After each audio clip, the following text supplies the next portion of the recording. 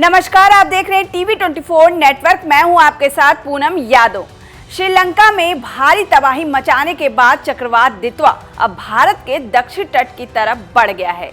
भारत के मौसम विज्ञान विभाग ने चक्रवाती तूफान दितवा की वजह से तमिलनाडु, आंध्र प्रदेश और पुडुचेरी के कई इलाकों में भारी बारिश को लेकर रेड अलर्ट जारी किया है। इन इलाकों में बादल गरजने के साथ बिजली कड़क के साथ भारी बारिश हो रही है। चक्रवाती तूफान दितवा के करीब आने से तमिलनाडु और पुडुचेरी के कई इलाकों में तेज हवाएं चल रही हैं और समुद्र में उफान मचा हुआ है।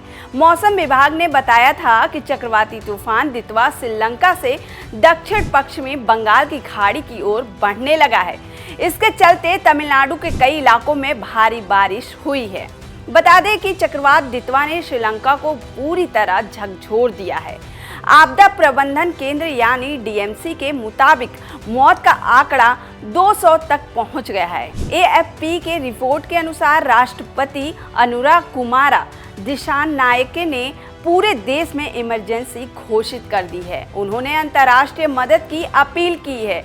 केलानी नदी का जलस्तर तेजी से बढ़ रहा है। एक डीएमसी अधिकारी ने कहा है कि चक्रवात तो चला गया, लेकिन ऊपरी इलाकों में हो रही भारी बारिश से नदी किनारे के निचले इलाके डूब रहे हैं। कोलंबो के उत्तरी हिस्से में भयानक बाढ़ है।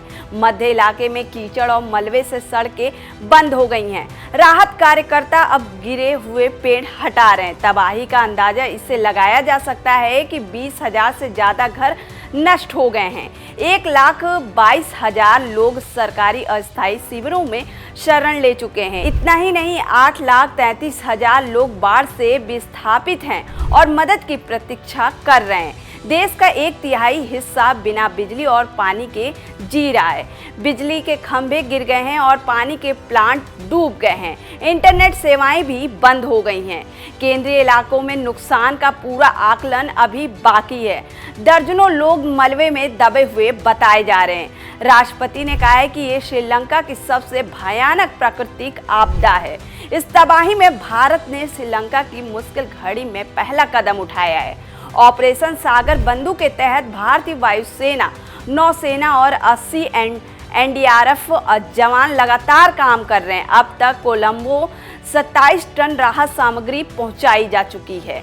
विदेश मंत्री एस जयशंकर और वायुसेना के अधिकारियों ने बताया है कि MI-17V5 हेलीकॉप्टर कोलंबो में तैनात है।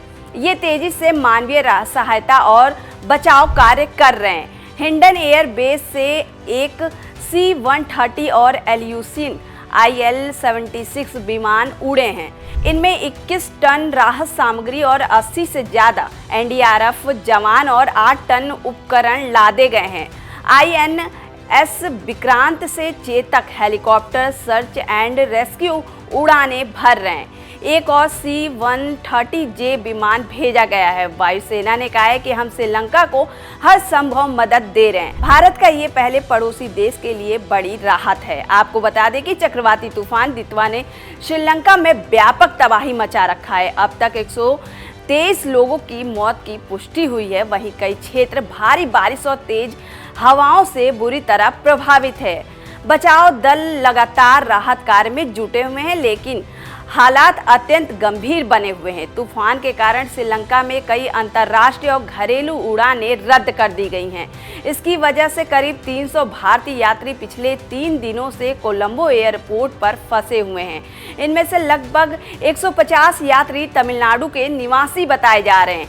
एयरपोर्ट पर फंसे यात्रियों का कहना है कि उन्हें पर्याप्त भोजन, पानी और जरूरी सुविधाएं नहीं मिल रही हैं, जिससे स्थिति तनावपूर्ण हो गई है। फिलहाल के लिए इतना ही। ये वीडियो आपको कैसी लगी हमें कमेंट कर जरूर बताएं। लाइक और सब्सक्राइब करना ना भूलें।